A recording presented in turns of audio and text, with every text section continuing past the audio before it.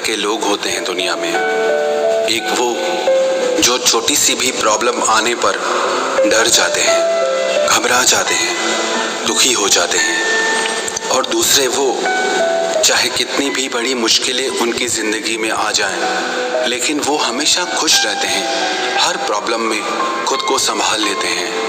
एक वो जिनके पास सब कुछ होता है लेकिन फिर भी वो हमेशा दुखी दिखते हैं, आपको हमेशा दुखी ही मिलेंगे। और दूसरे वो जिनके पास कुछ हो चाहे ना हो, लेकिन वो हमेशा आपको खुश मिलते हैं, मुस्कुराते हुए मिलते हैं। आज हम ऐसी 3 कहानियों के बारे में बात करेंगे जो चाहे आपकी ज़िंदगी में 1000 मुश्किलें क्यों ना आ जाएं, कितनी भी बड़ी परेशानियां क्यों ना आ जाएं, लेकिन ये कहानियां आपको हर मुश्किल में खुश रहना सिखा देंगी, हर परेशानी में मुस्कुराना सिखा देंगी। पहली कहानी, एक फकीर देश में यात्रा के लिए निकला। मार्ग में जब रात हो गई तो वो एक व्यक्ति के घर में जाकर रुका। उसका नाम आनंद था। आनंद ने फकीर की खूब सेवा की। दूसरे दिन आनंद ने उस फकीर को उपहार देकर विदा किया। फकीर आनंद की सेवा से बहुत खुश हो गया था और उसे दुआएं देने लगा, भगवान करे तू दिनों दिन बढ़ता ही रहे। फकीर की इस बात को सुनकर आनंद हंसने लगा और बोला, अरे फकीर, जो भी है ये भी नहीं रहने वाला। फकीर आनंद की तरफ देखता रह गया और वहां से चला गया। कुछ वर्षों के बाद फकीर फिर आनंद के घर आया और देखा कि उसका सारा धन, सारी संपत्ति, सब कुछ खत्म हो चुका है। पता चला अब आनंद गांव के किसी बड़े जमींदार के घर में नौकरी करता है। वो फकीर आनंद से मिलने गया, लेकिन आनंद ने अभाव में भी उस फकीर का स्वागत किया। झोपड़ी में फटी चटाई पर उसे बिठाया और खाने के लिए जो उसके पास सूखी रोटी दी वो फकीर को दे दी। दूसरे दिन जाते समय फकीर की आंखों में आंसू थे। फकीर कहने लगा, हे भगवान, ये तूने क्या किया? आनंद फिर हंसा और कहने लगा, अरे फकीर, तू क्यों दुखी हो रहा है? ईश्वर हमें जिस हाल में भी रखे हमें खुश रहना चाहिए, उसे धन्यवाद देना चाहिए। समय सदा बदलता रहता है और सुनो, ये भी नहीं रहने वाला। फकीर सोचने लगा, मैं तो केवल भेष से फकीर हूँ, लेकिन सच्चा फकीर तो तू है आनंद। कुछ वर्षों के बाद फकीर फिर यात्रा पर निकला और आनंद से मिला तो देखकर हैरान रह गया। आनंद अब तो जमींदारों का भी जमींदार बन गया है। उसे मालूम हुआ कि जिस जमींदार के यहाँ आनंद नौकरी करता था उसकी कोई संतान नहीं थी। मरते समय उस जमींदार ने अपनी सारी जायदाद आनंद को दे दी। फकीर बहुत खुश हो गया। उसने आनंद से कहा, अच्छा हुआ वो जमाना गुजर गया, भगवान करे अब तू ऐसा ही बना रहे। ये सुनकर आनंद फिर हंसने लगा और कहने लगा, फकीर, अभी भी तेरी नादानी बनी ही हुई है। फकीर ने पूछा, क्या ये भी नहीं रहने वाला? आनंद ने उत्तर दिया, हाँ, या तो ये चला जाएगा या फिर इसको अपना मानने वाला ही चला जाएगा। यहाँ पे कुछ भी हमेशा रहने वाला है ही नहीं। और अगर कोई चीज शाश्वत है तो वो है हमारी आत्मा, वो है हमारे मन की शांति, हमारे मन का सुकून। और बाकी जो भी कुछ है वो हमेशा रह ही नहीं सकता। फकीर ने आनंद की बातों को बहुत ध्यान से सुना और वापस चला गया।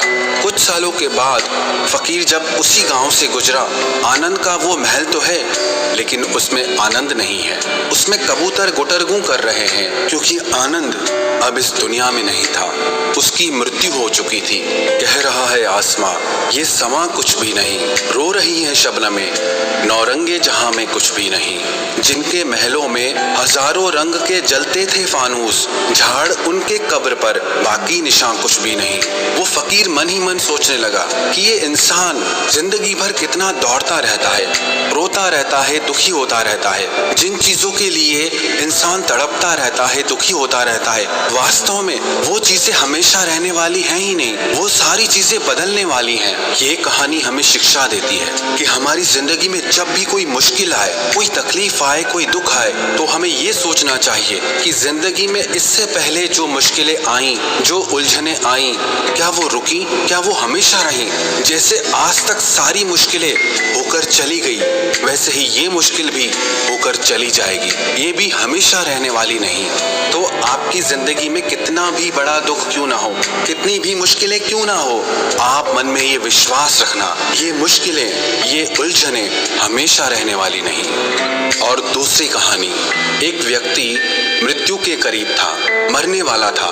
उसने अपने बेटे को चांदी के सिक्कों से भरा हुआ एक थैला दिया और अपने पुत्र को बताया, जब भी इस थैले से चांदी के सिक्के खत्म हो जाएं, तो जो मैं तुम्हें एक प्रार्थना बताता हूँ उसे दोहराने से चांदी के सिक्के फिर से भरने लग जाएंगे। उसने अपने बेटे के कान में 4 शब्दों की प्रार्थना कही और वो मर गया। अब बेटा चांदी के सिक्कों से भरा थैला पाकर बहुत खुश हो गया, उसे खर्च करने में लग गया। वो थैला इतना बड़ा था कि उसे खर्च करने में कई साल बीत गए, लेकिन इस बीच वो 4 शब्दों की प्रार्थना ही भूल गया। जब थैला खत्म होने को आया तब उसे याद आया, अरे वो 4 शब्दों की प्रार्थना क्या थी। उसने बहुत कोशिश की लेकिन उसे याद ही नहीं आया। अब वो लोगों से पूछने लगा। पहले पड़ोसी से पूछा कि ऐसी कोई प्रार्थना तुम जानते हो जिसमें 4 शब्द हैं। पड़ोसी ने कहा, हाँ, एक 4 शब्दों की प्रार्थना मुझे मालूम है, ईश्वर मेरी मदद करो। उसने सुना और उसे लगा कि ये वो शब्द नहीं है, वो शब्द कुछ अलग थे। उसने बहुत सारे 4 शब्दों की प्रार्थनाओं को बार बार दोहरा के देखा, लेकिन उस खाली थैले में सिक्के बड़े ही नहीं। वो मन ही मन बहुत दुखी हो गया। फिर वो एक ब्राह्मण से मिला। उसने कहा, तुम ये प्रार्थना करो, ईश्वर तुम महान हो। लेकिन इस प्रार्थना से भी कुछ नहीं हुआ। फिर उससे एक धनी इंसान मिला। उसने कहा, तुम ये प्रार्थना करो, ईश्वर मुझे धन दो। लेकिन उस प्रार्थना से भी कुछ नहीं हुआ। आखिर में वो उदास होकर अपने घर में बैठ गया। तब एक भिखारी उसके दरवाजे पर आया। उसने कहा, सुबह से कुछ नहीं खाया है, खाने के लिए कुछ हो तो मुझे दे दो। उस लड़के ने बचा हुआ खाना भिखारी को दे दिया। उस भिखारी ने खाना खाकर ईश्वर से प्रार्थना की, हे ईश्वर तुम्हारा धन्यवाद। अचानक वो लड़का चौंक पड़ा और चिल्लाने लगा, अरे यही तो वो 4 शब्द थे। उसके वो 4 शब्द दोहराने से हे ईश्वर तुम्हारा धन्यवाद, उसका खाली थैला चांदी के सिक्कों से वापस भर गया। ये कहानी भी हमारी जिंदगी से ही जुड़ी है। वो खाली थैला हमारी जिंदगी है और वो चांदी के सिक्के खुशियां हैं। जब तक हम अपनी जिंदगी में शिकायत करते रहते हैं, परेशान होते रहते हैं, तब तक हमारी जिंदगी के खाली थैले में वो खुशियों के सिक्के आते ही नहीं। लेकिन जब हम सारी शिकायतें भूलकर परमात्मा को दिल से धन्यवाद देते हैं, प्रकृति को दिल से धन्यवाद देते हैं, शुक्रिया अदा करते हैं, तो हमारी जिंदगी में भी खुशियों के सिक्के भर जाते हैं। याद रखना एक बात, जो इंसान हमेशा शिकायतों से भरा रहता है वो कभी खुश नहीं हो सकता, और जो इंसान हमेशा धन्यवाद के भाव से, हमेशा शुक्राने के भाव से भरा रहता है, वो इंसान आपको हमेशा खुश दिखेगा। उस इंसान की जिंदगी में आपको शांति और सुकून हमेशा दिखाई देगा। और तीसरी कहानी, एक चिड़िया ने एक खेत में अपना घोंसला बनाकर उसमें अंडे दिए। उसमें समय आने पर 2 बच्चे निकले। चिड़िया दाना चुगने के लिए रोज जंगल जाती और इस बीच उसके बच्चे वहां पर अकेले रहते थे। चिड़िया जब लौटकर आती तो बच्चे बहुत खुश होते, उसका लाया हुआ दाना चुगते थे। एक दिन चिड़िया ने देखा कि बच्चे बहुत डरे हुए हैं। उन्होंने बताया, आज खेत का मालिक आया था, वो कह रहा था कि फसल पक चुकी है, कल बेटों से खेतों की कटाई के लिए कहेगा। इस तरह तो हमारा घोंसला टूट जाएगा, फिर हम कहाँ रहेंगे। चिड़िया बोली, फिक्र मत करो, अभी खेत नहीं कटेगा। और अगले दिन सच में कुछ नहीं हुआ। बच्चे बेफिक्र हो गए। 1 हफ्ते के बाद चिड़िया को बच्चे फिर डरे हुए मिले। वो बच्चे बोले, किसान आज फिर आया था और कह रहा था कल नौकरों को कहकर खेत को कटवाएगा। इस बार भी चिड़िया ने बच्चों से कहा, तुम चिंता मत करो, कुछ भी नहीं होगा, डरो मत। अगले हफ्ते बच्चों ने बताया कि किसान आज फिर आया था और कह रहा था कि फसल कटाई में बहुत देर हो गई है, कल वो खुद आकर के इस फसल को काटेगा। ये सुनकर चिड़िया बच्चों से बोली, अब खेत कल पक्का कट जाएगा। वो अपने बच्चों को लेकर तुरंत एक सुरक्षित स्थान पर चली गई। बच्चे बहुत हैरान थे और अपनी माँ से पूछने लगे कि तुम्हें कैसे पता कि इस बार खेत सचमुच में कटेगा। तो वो चिड़िया कहने लगी, जब तक कोई इंसान दूसरों पर निर्भर होता है तो उसके काम को संपन्न होने में हमेशा संदेह बना रहता है, लेकिन जब कोई इंसान अपने काम को खुद करने करने की ठान लेता है तो वो काम जरूर होता है।